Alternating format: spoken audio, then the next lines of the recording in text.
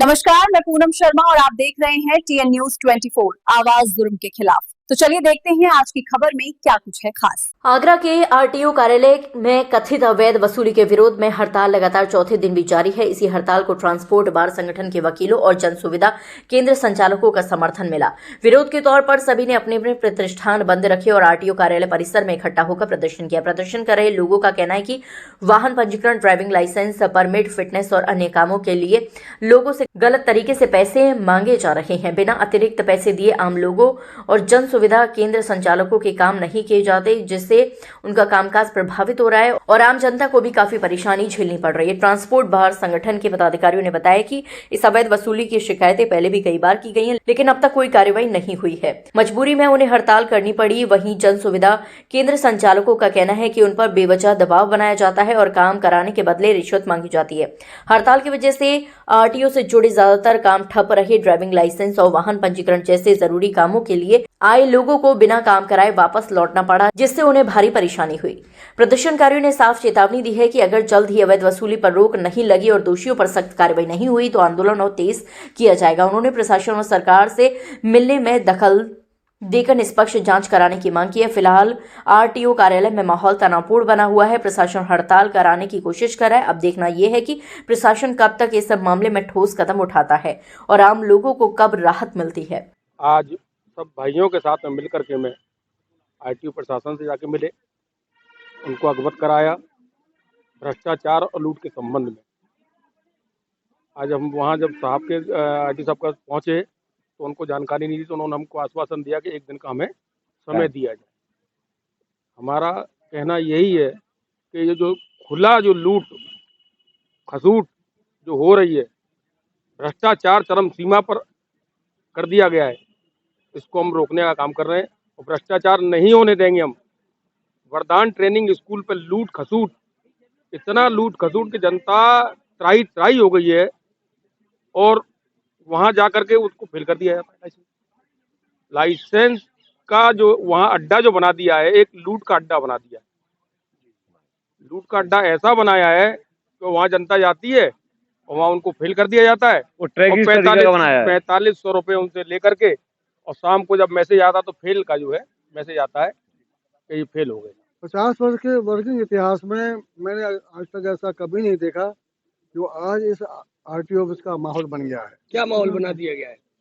मेहनत कश मजदूर और किसानों के ड्राइविंग लाइसेंस भी पास नहीं हो पा रहे हैं। एक मोटरसाइकिल का ड्राइविंग लाइसेंस उस पर 4500 रुपये देते हैं, और जो जिस मोटरसाइकिल को एक 12 साल का 14 साल का बच्चा स्कूटी दौड़ा लेता है, वो अगर 40 साल का और 35 साल का आदमी जाता है तो मोटरसाइकिल लाइसेंस फेल कर देते हैं अगर 4500 रुपये नहीं होगा तो। और एलएमबी लाइसेंस मारो तो 4500 रुपये। ऐसा आज तक कभी नहीं हुआ। ये षड्यंत्र के तहत योगी सरकार को डिफेम करने के लिए, योगी सरकार की छवि खराब करने के लिए गरीब मजदूर किसानों को ये परेशान किया जा रहा है। एक किसान जो अपना ट्रैक्टर चलाता है, उसका लड़का भी ट्रैक्टर चलाता है, और आरआई एक जितेंद्र सिंह आरआई हैं वर्दीधारी, जिन्होंने आके यहाँ सब रायता फैला दिया है, ऐसा माहौल खराब कर दिया है, वो बेनाश के बैल हो गए हैं। उन पर किसी का कोई अंकुश नहीं है। वो कहते हैं कि मैं किसानों का ट्रैक्टर का लाइसेंस ही पास नहीं करूंगा। वो कहते हैं कि जब तक मुझे 4500 मिलेंगे मोटरसाइकिल का लाइसेंस पास नहीं करूंगा, ना एलएमबी पास करूंगा। और प्राइवेट सेक्टर में लाइसेंस जो वहाँ एक ट्रैक बन गया है अर्थोनी पे, वरदान ट्रैक, वरदान, तो वो वहाँ लोग भेजते हैं। वो एक ट्रैक क्या है, एक लूट का दूसरा दरवाजा खोल दिया है। अच्छा, मैं पहले ये पूछना चाहूंगा, आपकी बात तो जायज है अपनी जगह पर, हाँ। लेकिन अभी जो प्रदर्शन आपका जो चल रहा है, इसके लिए आपकी क्या मांग है, किससे मांगे हैं आप? हमारी मांग ये है, जनता का उत्पीड़न मत करो। जो गरीब जनता यहाँ काम कराने आती है उसका काम करके दीजिए आप, और उसको नाजायज हैरेसमेंट मत दो। आप ये कहते हैं कि नहीं साहब, मैं आपको एक एग्जाम्पल दे रहा हूँ कि अच्छे अच्छे टैक्सी वाले आते हैं उनको फेल कर देते हैं, डॉक्टर आते हैं उनको फेल करते हैं। डॉक्टर अमित बंसल और उनकी वाइफ डॉक्टर सुनील बंसल मेरे पास आए कि उन्होंने कहा हमारा लाइसेंस पास था तो मुझे यहाँ पर वरदान पे जाना पड़ेगा। यानी आपको कैसे कहने का मतलब है यहाँ खुली लूट चल रही है। सुनिए सुनिए तो डॉक्टर साहब ने कहा कि हम तो 20 साल से कार चला रहे हैं। सुनिए हमको 20 साल से हम तो कार चला रहे हैं। डॉक्टर सोनम बंसल, डॉक्टर अमित बंसल, मैं ठीक है भैया आप जाओ, हमने उनकी फीस जमा करा के दे दी, बायोमेट्रिक करा दिया उनका।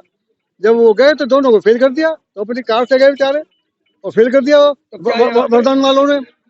फिर उनको रिटेस्ट फीस जमा करनी पड़ी। 1 हफ्ते बाद फिर आए, फिर उनको 4,500 रुपए पैसे देने रिश्वत देनी पड़ी वहाँ पे, तब वो लाइसेंस पास हुआ।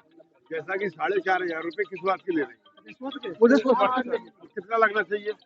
कुछ भी नहीं, यहाँ 1,000 रुपए फीस जमा होती है। 1,000 रुपए फीस जमा की, 4,500 रुपए ले रहे साढ़े नहीं 1,000 ऊपर 4,500 उसके ऊपर 4,500 हैं। 5.5 ले रहे हैं। 5.5। अच्छा, संबंधित अधिकारियों से क्या आपकी बात हुई है इस विषय में? आज हम मीडिया को लेके कुछ लोगों को, संभ्रांत लोगों को लेके हम मिले, आज बड़े आरटीओ से मिले। बड़े आरटीओ साहब से हमने कहा साहब में ये मानवीय समस्या है, और उन्होंने पहले भी मिले थे तो बोले कि साहब ये आरटीओ नए आए हैं, आप उनसे मिल लीजिए, आप उनसे मिल लीजिए। मैंने कहा साहब you are competent authority, all are under your subordination. He is newcomer, he recently he has got elevation to his post as from RI to ARTO. वो तो ये नया आदमी है और सभी आपके अंडर काम करते हैं। You are competent authority. अगर कोई कंप्लेंट लॉन्च होती है यहाँ लखनऊ के लिए तो जवाबदेही आपकी बनेगी। तो लिहाजा आप इस बात को संज्ञान में लो कि जो नाजायज परेशान किया जा रहा है आम जनता को। हमको दलाल कहा जाता है, 4,500 रुपए आपको चाहिए और हमें 200 रुपए कमाने चाहिए। दलाल हम, आपका मतलब है कि लूट रुकनी चाहिए यहाँ। हाँ, जो लूट का दरवाजा है वो बंद हो जाए। एक्चुअली क्या है, ये जो वरदान जो खुला है वो पब्लिक की सुविधा के लिए नहीं। लाइसेंस के प्रति मैं बहुत पीड़ित हूँ।